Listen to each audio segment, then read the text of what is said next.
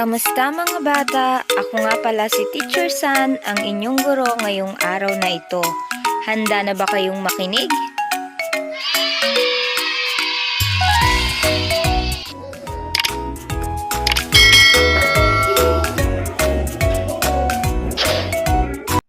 Ang pag-aaralan natin ngayon ay tungkol sa bahagi ng balat.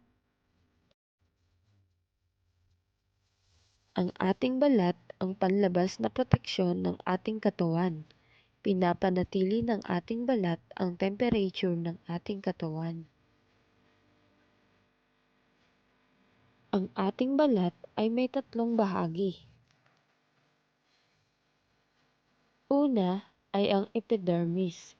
Ito ang pinakalabas na bahagi ng ating balat.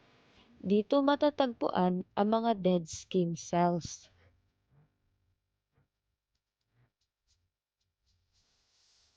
Ang pangalawa ay ang tinatawag na dermis. Ito ay ang gitnang bahagi ng balat. Dito matatagpuan ang mga blood vessels, nerves, sweat gland, and oil glands.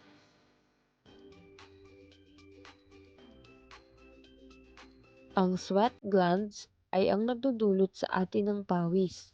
Lumalabas ito sa mga pores o yung mga maliliit na butas ng balat.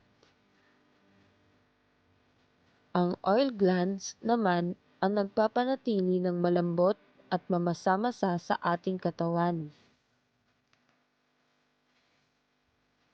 Ang nerves ng balat ang nagpapahintulot sa ating maramdaman ang sakit o hapdi, pressure at temperature ng mga bagay sa paligid.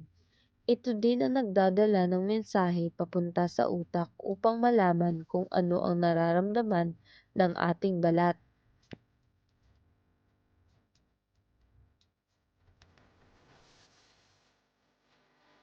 Ang pangatlong bahagi ng balat ay ang subcutaneous tissue o yung tinatawag na fats.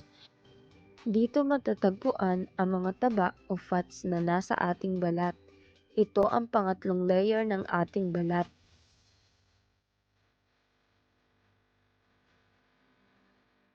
Pagsagot sa pagsasanay. Panuto, sagutin ang mga sumusunod na katanungan. Isulat ang sagot sa patlang.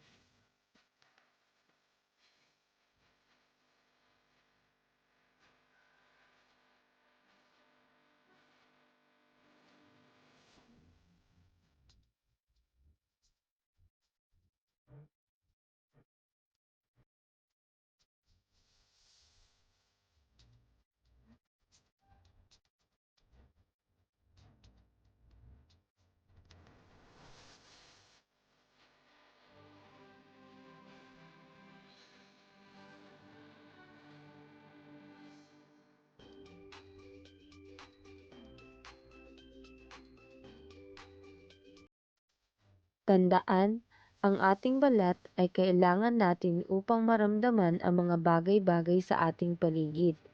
Mayroon itong tatlong bahagi. Ito ay ang epidermis, dermis at subcutaneous tissue o fats.